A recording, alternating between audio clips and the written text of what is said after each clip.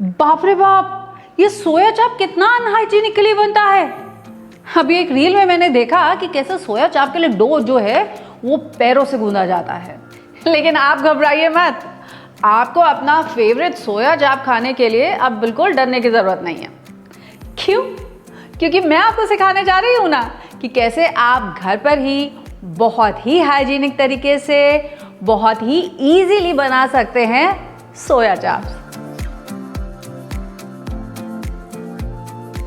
बाजार में मिलने वाले सोया चाप्स में ना सोया कम और मैदा ज़्यादा होता है, लेकिन आज जो हम सोया चाप बनाएंगे ना उसमें मैदा कम और सोया ज़्यादा होगा, ताकि सोया में प्रोटीन की क्वांटिटी भी ज़्यादा हो जाए। फिर भी आप देखेंगे कि ये कितना सॉफ्ट, कितना जूसी, कितना परफेक्ट बनेगा। और मेरा यकीन मानिए, इस सोया चाप को बनाना उतना ही आसान है जितना कि रोटी बनाना। सच में दैट इजी। वैसे आज आपको केवल ये सोया चाप बनाना ही नहीं सिखा रही, वो स्ट्रीट स्टाइल तंदूरी सोया चाप कैसे बना सकते हैं वो भी सिखाऊंगी। वैसे आपका फेवरेट स्ट्रीट फूड कौन सा है, जल्दी से मुझे कमेंट करके बताइए, तो फिर हम शुरू करते हैं।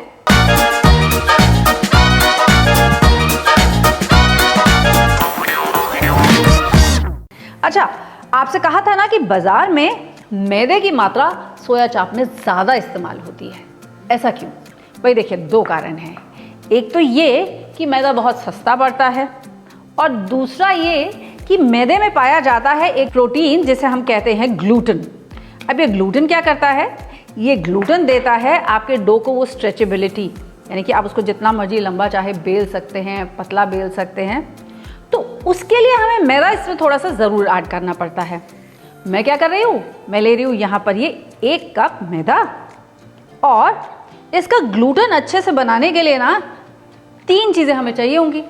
भाई एक तो चाहिए होगा हमको पानी, और दूसरा चाहिए होगा हमको थोड़ी मेहनत। यानी कि इसको अच्छे से आप विस्क कीजिए, मिक्स कीजिए। जितना आप इसको मिक्स करते जाएंगे ना उतना बढ़िया इसमें ग्लूटेन जो है वो डेवलप होता जाएगा। तीसरा चाहिए होता है इसको रेस्टिंग का टाइम, इसीलिए इसको 10 से 15 मिनट के लिए पहले रेस्ट करने के लिए मैं छोड़ देती हूँ। तब तक मैं क्या करूँगी? तब तक मैं लूँगी 2 कप सोया चंक्स। अब एक पैन में पानी को बॉईल कीजिए, और ये सोया चंक्स को कम से कम 7 से 8 मिनट के लिए हम बॉईल कर लेंगे, जब तक कि ये सॉफ्ट एंड जूसी नहीं हो जाते। नाउ ड्रेन द वाटर, और इन्हें अच्छे से कोल्ड वाटर से वॉश कर लीजिए, और फिर स्क्वीज़ करके इनका सारा पानी निकाल दीजिए। अब मिक्सी में पीस करके इसका हम एक कोर्स पेस्ट बना लेंगे। डन। कि यहाँ पर एक बड़े से बर्तन में पानी उबालने के लिए चढ़ा देते हैं to cook our soya chaaps. अब देखते हैं हमारा जो मैदा का घोल हमने यहाँ पर रेस्ट करने के लिए रखा था, इसमें क्या चेंज आया। अगर मैं इसको उठा के ऐसे ड्रॉप करूँगी ना, तो पहले कैसे वो इजीली ड्रॉप हो जा रहा था, अब अगर आप नोटिस करेंगे, ये देखिए इसमें कैसे यहाँ पर एक वेब बन जा रहा है। इसमें काफ़ी सारी लेस आ गई है। अब इसमें ग्लूटेन जो है वो अच्छे से डेवलप हो चुका है। तो अब ऐड करते हैं हम इसमें अपने बाकी के इंग्रेडिएंट। अब इसमें सोया पेस्ट मिलाइए और 1 चम्मच नमक मिलाइए, और इसी के साथ 1 कप इसमें मैं ये सोयाबीन का आटा भी ऐड करने जा रही हूँ। अब जैसे मैंने आपसे कहा था, इसे बनाना उतना ही आसान है जितना रोटी बनाना। इसके लिए इसका पहले हम एक डो बना लेते हैं। एक स्टिफ साइज का डो बनाइए, और इसके बाद इस डो में हम मिलाएंगे 1 टेबलस्पून ऑयल, और इसे नीड कर लेंगे जब तक ये सॉफ्ट एंड स्मूथ नहीं हो जाता। ये देखिए कुछ इस तरीके का डो आपका रेडी हो जाएगा। अब 10 मिनट के लिए इस डो को हम रेस्ट करने के लिए छोड़ देते हैं, ताकि ये डो थोड़ा सा फूल जाए। 10 मिनट के बाद इस डो को हम निकाल लेंगे अपने किचन स्लैब पर, लेकिन उससे पहले यहाँ पर थोड़ा सा मैदा हम डस्ट कर देंगे, ताकि हमारा डो जो है वो स्लैब पर चिपके नहीं। अब अपना डो निकालिए, और इसे कम से कम 4 से 5 मिनट तक के लिए आप अच्छे से नीड कर लीजिए। अब इस डो को आपको तब तक नीड कर लेना है जब तक ये एकदम स्मूथ नहीं हो जाता। अगर ये हाथों पे ज़्यादा चिपकने लगे तो थोड़ा सा इसमें आप ऑयल भी लगा सकते हैं। अब क्या करेंगे, इस डो को हम 4 इक्वल पार्ट्स में डिवाइड कर लेंगे। अब हर पार्ट को हम एक बड़ी सी रोटी की तरह से रोल आउट कर लेंगे। कहा था आपसे रोटी बनाने जैसा आसान है ये। डन। अब क्या करेंगे, इससे पहले हम पतली पतली लंबी लंबी स्ट्रिप्स में कट कर लेंगे। अब मैं एक बोल में ले रही हूँ यहाँ पर ये 1 चम्मच मैदा और इसमें थोड़ा सा पानी ऐड करके ना इसका एक घोल बना लूँगी, जिसके हेल्प से मुझे इन स्ट्रिप्स को अपनी आइसक्रीम स्टिक्स पे चिपकाना थोड़ा इजी हो जाएगा। आइसक्रीम स्टिक्स लीजिए और हर आइसक्रीम स्टिक पर हमको एक स्ट्रिप को लपेट लेना है। तो उसके लिए पहले थोड़ा सा इस पे हम यहाँ पर ये मैदे का घोल लगाएंगे, जिसकी मदद से ये आइसक्रीम स्टिक्स पर आराम से चिपक जाएंगे।